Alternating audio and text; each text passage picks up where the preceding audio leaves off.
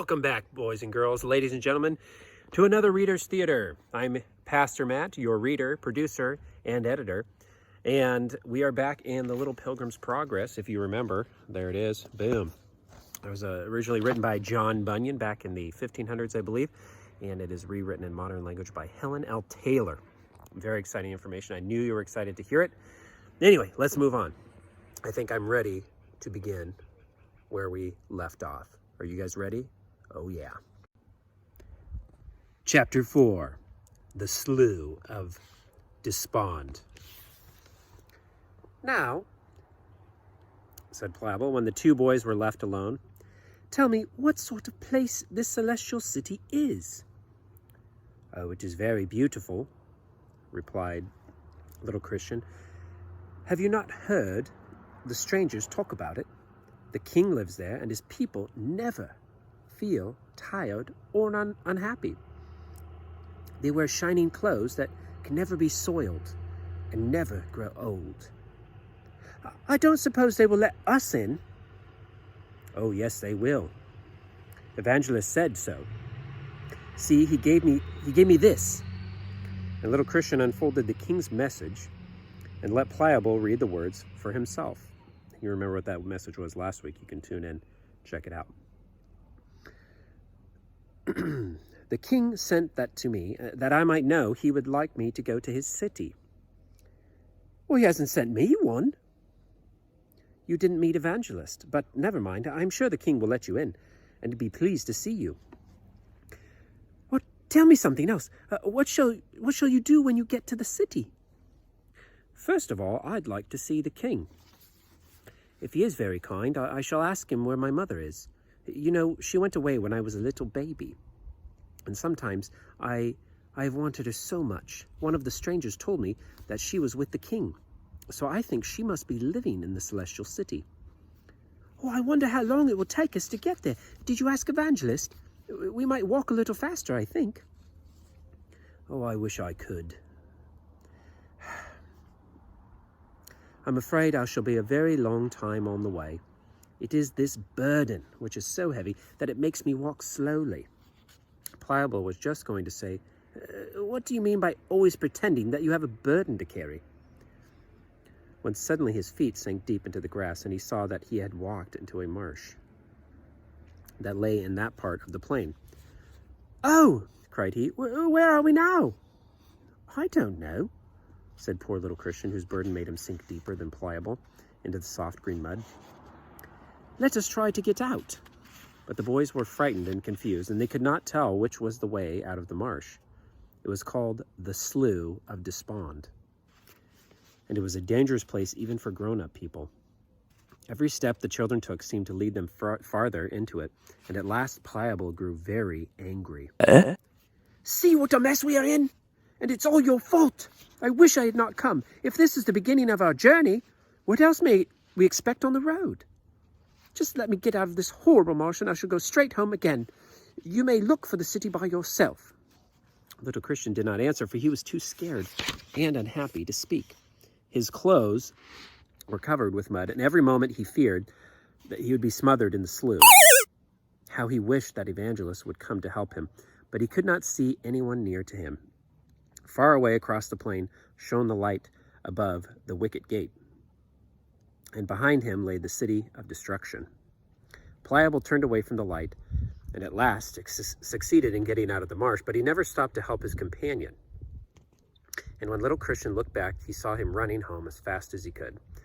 Oh, how desolate the poor little boy felt when Pliable was out of sight.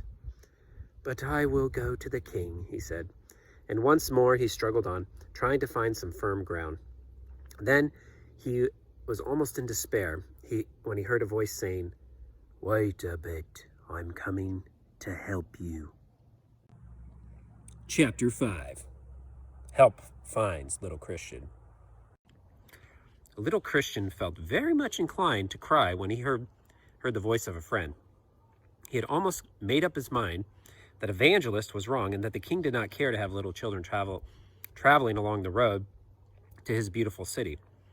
I am so small, he thought, and so stupid. I cannot even get safely across this plain, and what shall I do if I come to a high mountain or deep river. But just at that moment, a boy named Help, who was one of the king's servants, come near to the slough and saw poor little Christian struggling in the mire. Help was a kind-hearted boy, and he ran at once to see what he could do for the child. "How did you fall in?" he asked, but little Christian could not tell him. "The evangelist said I was to go to the Whicket gate. I don't know about the marsh. I didn't know about it." "Didn't you see the stepping stones?" No, I was talking to Pliable, and we were not looking at the ground." "Well, that was foolish. Where is Pliable?" "He got out, but he went home and did not try to help me." "Well, don't be frightened. I shall be able to reach you in just a moment. The king will always take care of you. I wondered why he sent me over the plain today, but it was because he knew you would need me. Take hold of my hand and put your foot here. There, you are quite safe." Little Christian stood trembling with tears in his eyes. "You are very kind," he said. "I should never go out by myself." "No," replied Help. "I don't think you would have. Are you going to the celestial city?" "I wish to go, but I am afraid the way will be too hard for me. Perhaps I had better wait till I am older." "No, you must not wait. The king will watch over you, and whenever you need a friend to help you, he will send somebody." "Are you sure?" asked little Christian. "I'm such a little boy, and the others all said I was stupid." "Never mind what people say. If you're one of the king's pilgrims, you are quite safe. You may find the road long and hard, but if you keep on bravely, you will come to the city at last, and then you will forget. You will forget your trouble, because you will be so glad to see the king." He spoke so kindly that little Christian did not feel afraid of talking to him.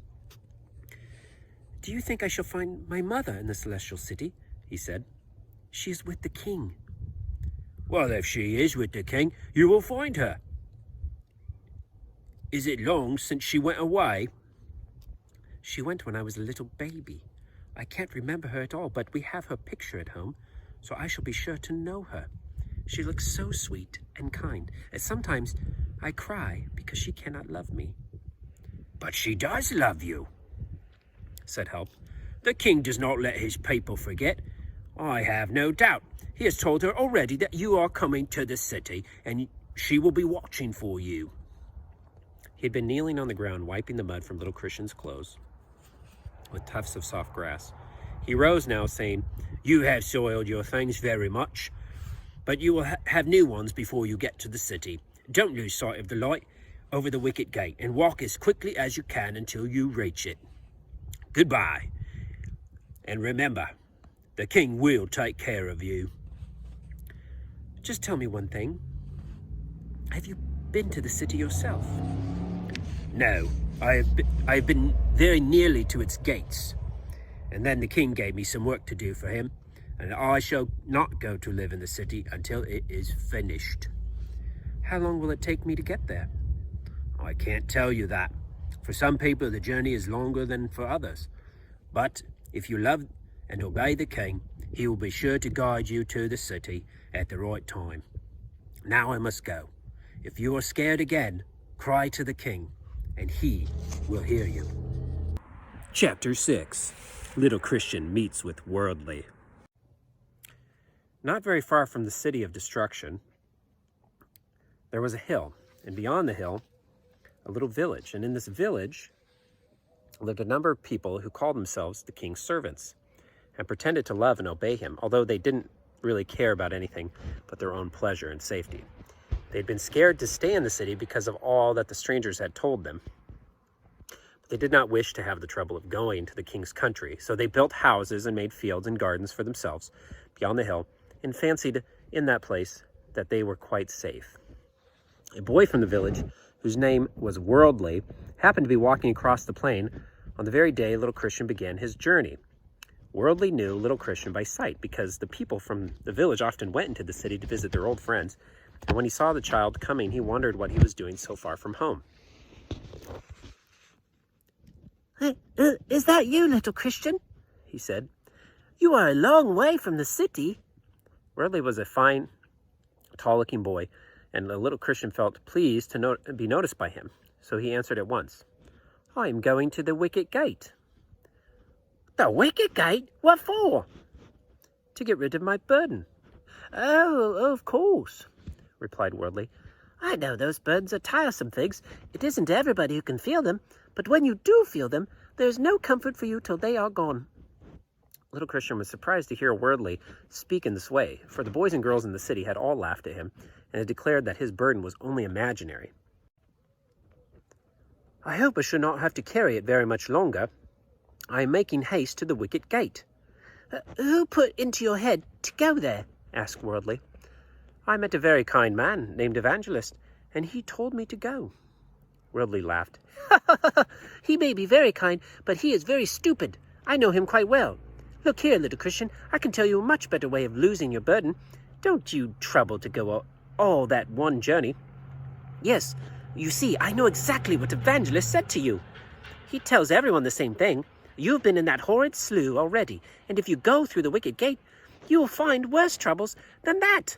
There are wild beasts and all sorts of dangers, and very likely you will just die of hunger and fatigue. But my burden is so heavy, sighed little Christian. I must get rid of it. An evangelist said that was the best way. Well, of course, you can do it as you like, replied Worldly, but I think you are very silly. How did you ever know that you had a burden at all? I read in the king's book that everyone has a burden.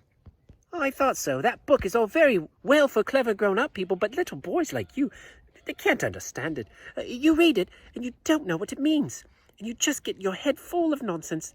Now, I'll tell you what to do.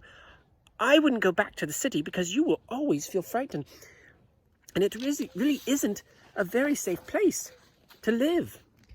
If I were you, I should go around the hill to the village. I have some friends living in the first house you come to, and if you tell them that I sent you, they will take you in and be as kind as possible. Then in a few days, you'll forget all about your burden. I don't suppose you will ever feel it again. Little Christian felt puzzled. Worldly spoke so kindly that he could scarcely help believing what he said. And he thought it would be very nice to live near to his old home and be able to see Christiana sometimes. You can't do better than take my advice, continued Worldly. Never mind, Evangelist. That is the way past the hill. You can't mistake the house, because it is the first you come to. Then he put his hands in his pockets and walked off whistling a merry tune. And little Christian forgot all about the king and his message and turned away from the Whicket gate to go to the village beyond the hill. And that's it for today. We'll continue next week and see what happens to Christian, as he sounds like he's very tempted to go on the wrong path. There's some very interesting things that happen each chapter with Pliable and with the boy Help and the boy Worldly. And with your parents, I encourage you to talk to your parents about what Christian's interaction was with each of those guys and what that means for you in your walk of faith, and ask your parents what that means for them in their walk of faith.